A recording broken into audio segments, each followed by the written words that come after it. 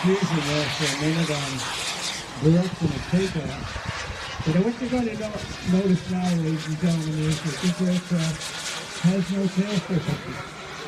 Just the vertical stab off the back of the aircraft. The flying tail surfaces have been moved up just under the canopy. These are called canards. They actually move.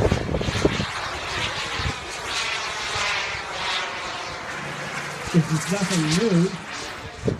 Canard-type wings were developed in World War II by the Germans, believe it or not. And they had several aircraft. Smoke is on. We're in the air show business when the smoke is on. This is a three-dimensional jet. He's going to do things with a jet that jets aren't supposed to be able to do. But then, driving over 50 miles an hour in 1910 was considered undoable as well.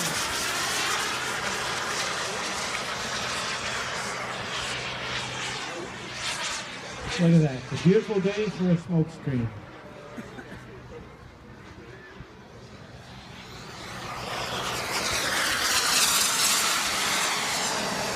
Highly maneuverable airplane. The canards have always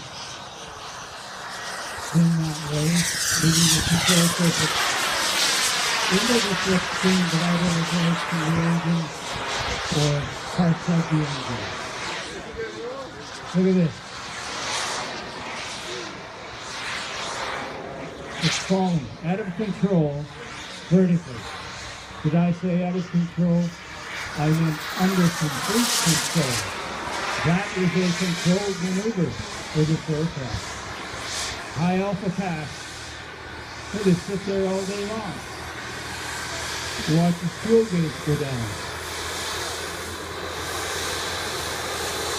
Smoke is on.